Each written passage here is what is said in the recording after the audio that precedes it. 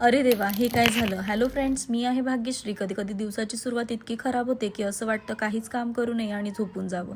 पण असं चालणार नाही आणि भांड्यांचा असा राडा बघून झोप पण येणार नाही. थंडीमुळे बॅक पेन होतंय ते एक वेगळंच, पण जाऊ द्या. किचन आवरलं, थोडं बसले आणि चहा घेतला. भाकरीने तर आज माझी परीक्षाच घेतली. इतकी प्रेमाने भाकर थापली, उचलायला गेली आणि तुटली. सगळ्या भाकऱ्या माझ्या अशाच होत होत्या.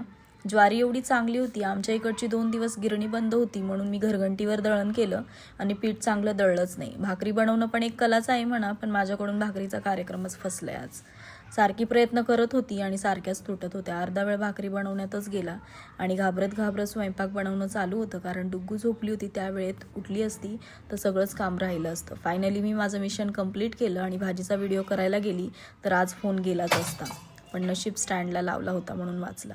मंगळसूत्र तुटलं, त्याचे मणी व्यवस्थित ठेवले. गाठायचा मुहूर्त कधी लागतोय आता काय माहिती. डुगूकडे लक्ष देत पटकन तिचा पावडर टिक्का घेऊन आली आणि तिला तयार केलं. तुटलेली भाकर मलाच खावी लागणार आहे. डुगूचे बाबा हा व्हिडिओ बघतीलच. मग ताट वाढलं आणि जेवायला घेतलं. आणि या वाडग्यामध्ये पीठ खूप इझी मळलं गेलं. पालक डाळ बनवली आणि पोळ्या करायला घेतल्या. रिअल सीन तर माझा असा असतो बघा, स्वयंपाक करायला घेतला आणि डुगूचं माझ्या पायापाशी गुरमळणं सुरू असतं. तिला नादवण्यासाठी एक भांडं दिलं होतं. खरं म्हटलं तर तिला भूक पण लागली होती म्हणून ती मम्मम करत होती. मग तिला घेऊन सर्व किचन आवरलं. तर असा होता आजचा माझा ब्लॉग. तर मंडळी, व्हिडिओ आवडलाच लाईक करा. भेटूया पुढच्या ब्लॉगमध्ये. बाय.